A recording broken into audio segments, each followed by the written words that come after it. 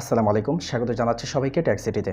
আজকের ভিডিওটি ফেসবুকের ব্লু বেজ ভেরিফিকেশন সংক্রান্ত না, বরং আজকে আপনাদেরকে দেখাবো ফেসবুক অ্যাপ থেকে আইডেন্টিটি কনফার্মেশনে যেয়ে আপনার ন্যাশনাল আইডি কার্ড বা পাসপোর্ট কীভাবে সাবমিট করবেন এই প্রক্রিয়া।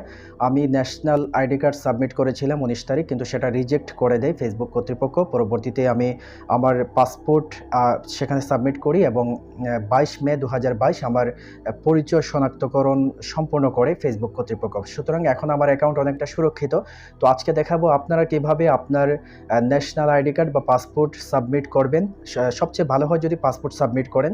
তো এটা সাবমিট করার পর যদি রিজেক্ট করে দেয় তাহলে কিছুই করার নেই, ভিন্ন ডকুমেন্টস আপনারা আপলোড করতে পারেন, টিন সার্টিফিকেটও আপলোড করতে পারেন, অন্য ধরনের ডকুমেন্টস আপলোড করতে পারবেন।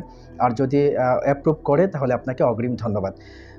এই ভেরিফিকেশন যদি সম্পূর্ণ করেন তাহলে অনেক ধরনের অনাকাঙ্ক্ষিত ঘটনা থেকে আপনি বাঁচতে পারেন। আপনার যদি কোনো ছবি কেউ ব্যবহার করে ফেক অ্যাকাউন্ট খুলে আপনাকে ঘায়েল করার চেষ্টা করে, কিন্তু সে সক্ষম হবে না, পারবে না।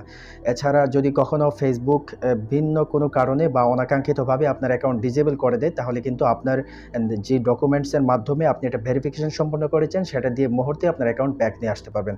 তো কথা না বাড়িয়ে চলুন আজকে দেখাবো আপনাদেরকে কিভাবে আপনার তথ্য সাবমিট করবেন। তো চলুন শুরু করি। তো আইডেন্টিটি কনফার্মেশনে যাওয়ার জন্য প্রথমে আপনাকে ফেসবুক অ্যাপে লগ ইন করতে হবে।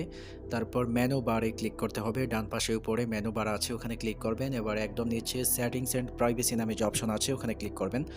এবারে সেটিংসে ক্লিক করবেন, আবারও পার্সোনাল অ্যান্ড অ্যাকাউন্ট ইনফরমেশনে ক্লিক করবেন। তারপর আপনাকে আইডেন্টিটি কনফার্মেশনে ক্লিক করতে হবে। তো আমি এই অপশনে ক্লিক করলাম। এবারে আমার এখানে দেখতে পাচ্ছেন যে কনফার্মেশন সম্পন্ন হয়েছে। তো এখানে তবু আমি দেখাচ্ছি আপনাদেরকে কনফার্ম ইউর আইডেন্টিটি এখানে ক্লিক করলাম। এবার running ad about social issue এখানে একটা অপশন আছে ওখানে ক্লিক করবেন আবারও। তারপর চয়েস কান্ট্রি নামে একটা অপশন আছে ওখানে সিলেক্টে ক্লিক করবেন। তারপর অনেকগুলো কান্ট্রির লিস্ট আপনি পেয়ে যাবেন এখানে। তো আমি এখানে সার্চ করেও বের করতে পারবো। সার্চ করলাম বাংলাদেশ, টাইপ করলাম, তারপর পেয়ে গেছি বাংলাদেশ। এখন দুইটা অপশন আছে এখানে, একটা হচ্ছে টু ফ্যাক্টর অথেন্টিকেশন আর একটা হচ্ছে পার্সোনাল আইডি।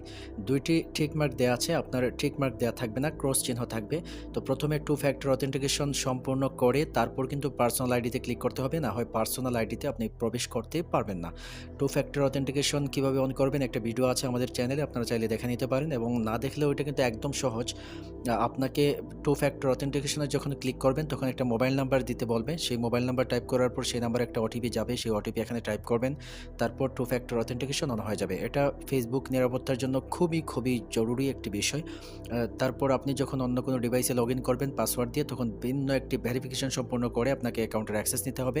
তো এরপর আপনি পরবর্তী অপশনে যদি ক্লিক করেন তাহলে এখানে দেখতে পাচ্ছেন আমার এখানে কনফার্ম দেখাচ্ছে যে আমার পার্সোনাল ইনফরমেশন কনফার্ম হয়েছে, আপডেট ডেট দেখাচ্ছে। আপনি যখন এখানে ক্লিক করবেন পার্সোনাল আইডিতে তখন আপনার এখানে একটা ক্যামেরা আইকন থাকবে।